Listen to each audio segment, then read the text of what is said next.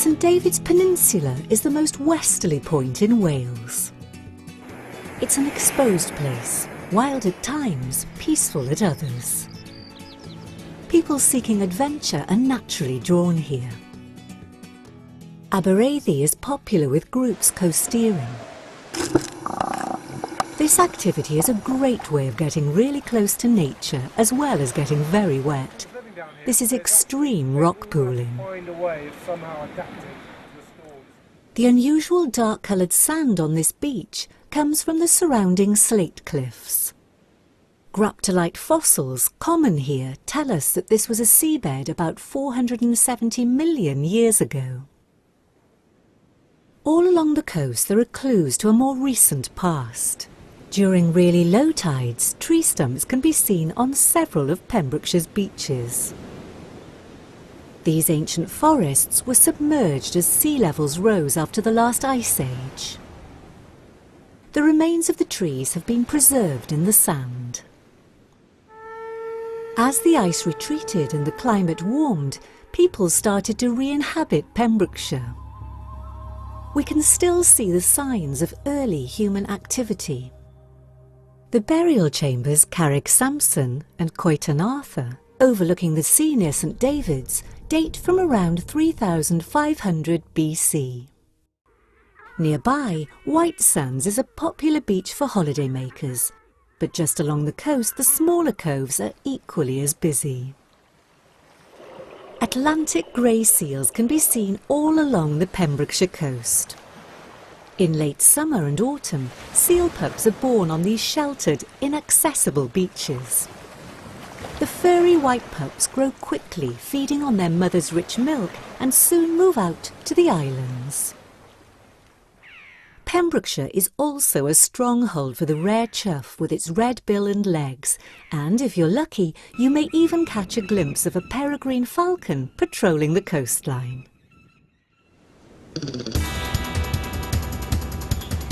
Newgale Beach faces the full force of the Atlantic swells, making it ideal for water sports.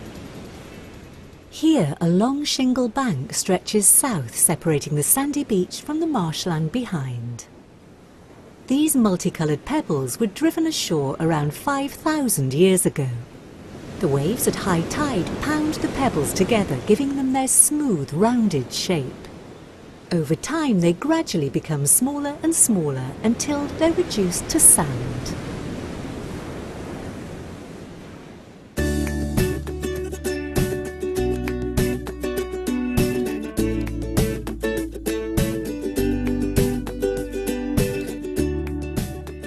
The Dale Peninsula offers secluded sandy beaches, islands teeming with seabirds, and tranquil estuarine wildlife.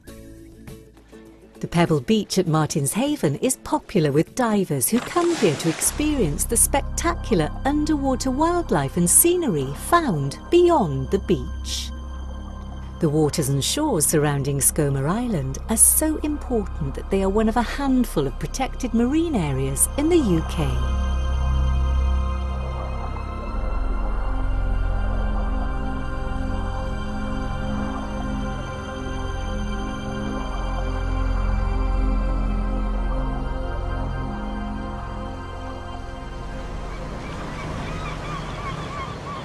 Martin's Haven is also where you can catch a boat to Skomer Island.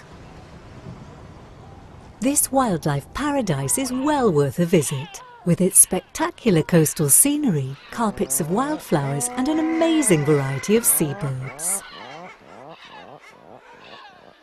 Further offshore, Grassholm Island is home to around 40,000 pairs of breeding gannets. These majestic birds with their black wing tips can be seen all along the coast, diving from a great height, hitting the water at speed as they hunt for fish. But it's not just the islands which are rich in birdlife. In the summer, Pembrokeshire's cliffs are home to thousands of seabirds, many of which can be spotted from the beach. Gulls are a familiar sight. The most common is the herring gull. This is the gull that is most likely to steal your sandwiches.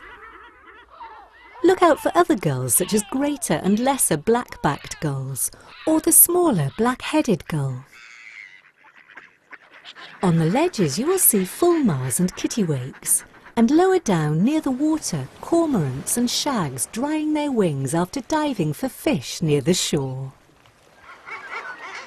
The more secluded cliffs are often crowded with raucous colonies of guillemots and razorbills.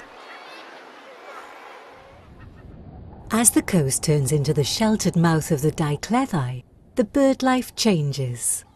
The shingle, sand and mud here offer rich pickings for birds following the tide. The Gan estuary near Dale is a fantastic place to watch wading birds and waterfowl feeding together.